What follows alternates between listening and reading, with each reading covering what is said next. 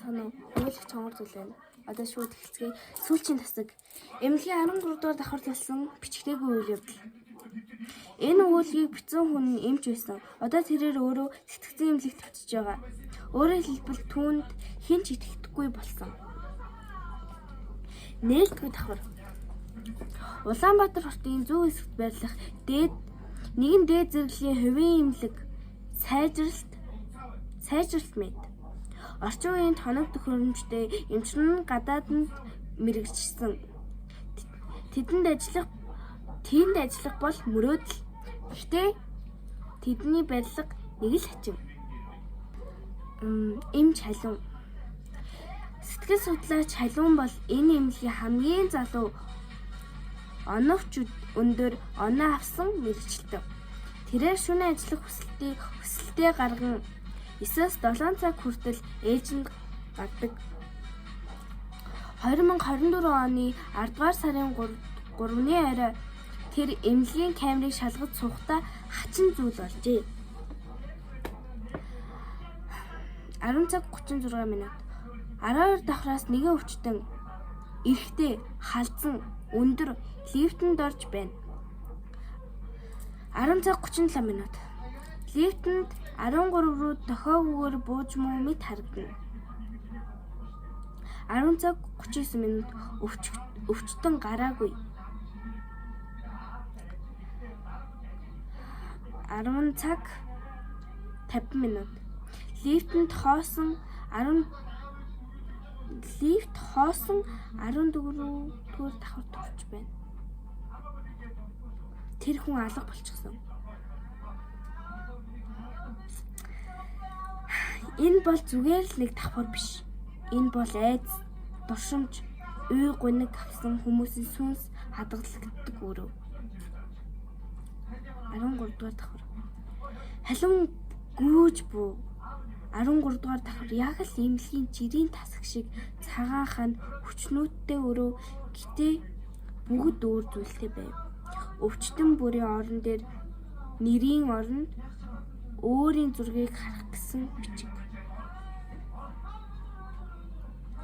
Өвчтөн 3981. Халуун өөрийн ирэхгүй л ийхүү бодож эхэлжээ. Хэрвээ 13 дугаар давхар үнэхээр байдаг бол тэнд яг юу байна?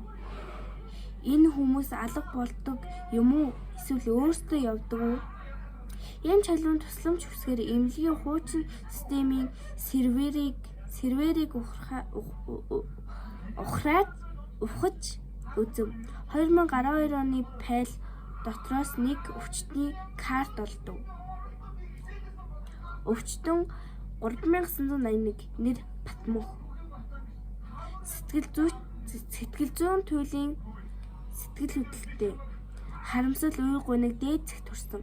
Эцсийн байрлал 13 дугаар тасагт тусгаарлагдсан. Эмчилгээ, аниргүй анзаарга, дотоод айдсаар эмчлэх туршилт. Түүний картын доод буланд хэрвээ энэ өвчтөн алга болбол түүний орон зайг өөр хүн дүүргэнэ. Лифтэн дэх шөнө. 2024 оны 10 дугаар сарын 7 халуун камерын бичлэгээр яг 10 цаг 36 минутанд 12 дугаар давхарч хүлээж байв. Лифт ирэхэд түүнтэй яг ижил дүртэй эрэгтэй хажууд нь зогсож байв. Халуун та аль давхарт явах вэ? Эрэгтэй ам нээхгүй. Цэг 13. Лифтэн дээр 13 дугаар товчлуур байсан. Халуун хизээч анзаарч байгаагүй.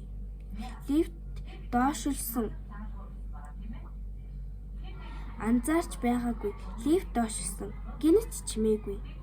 Дотор нь гэрэл тасарч гинэтхэн эрэгтэй хүний дуу сонсогдов. Хананд ямар ч толгүй зөвхөн цонхтой. Харин цонхны цаана өөр нэгэн 13 дугаар давхрын эмнэлэг. 13 давхар эмнэлэг. яг түүний зогсож байгаа байралтай хүнтэй байсан. Тэр өөрийгөө цаанаас харсан. Сүүлчийн бичлэг 2024 оны 10 дугаар сарын 8-ны өглөө халиуны өрөөнөөс түүнийг олсонгүй. Гэвч камерын бичлэгтэр нэг зүйл тод байсан. 10 цаг 36 минутанд халиун 12 дугаар давхарт гарч ирэв. 37 минутанд нь халиун 13 руу явв. 50 минутанд 10 цаг 50 минутанд лифтэн дээр 14 дээр хоосон гарч ирэв. Түүний сүүлийн хэлсэн өгүүлбэр дууг бичиж үлдээсэн радио дээр 13 дугаар давхар бол айдас биш. Айдасын хэлбэр биш. Айдасын өрөө юм. Айдас бий болдог. Би энд үлдэж байна гэж бичигдсэн байдаг.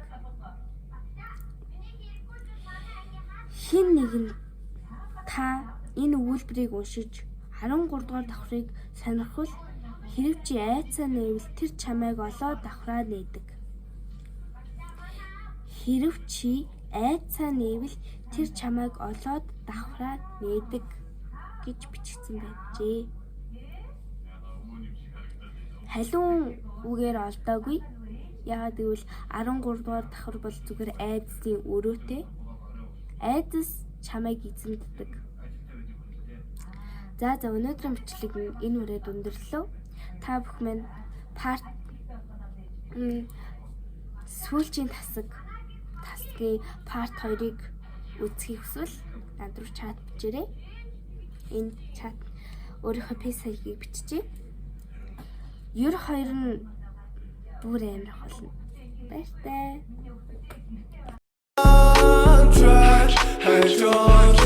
Писэн чинь ясан бэ бүцэнгүүтэй хоёулаа цагаа огт үрэгүүгээ асуудал тушууга дүрэгүүдвэ Зураг бүхэн дээр нээсэн пост асуудал бүрийг очиж чадвал жинхэнэ хос Зарын самбар болсон таймлайн гонигтай пост Би бол өтгөртэй киноны уйлуулдаг гост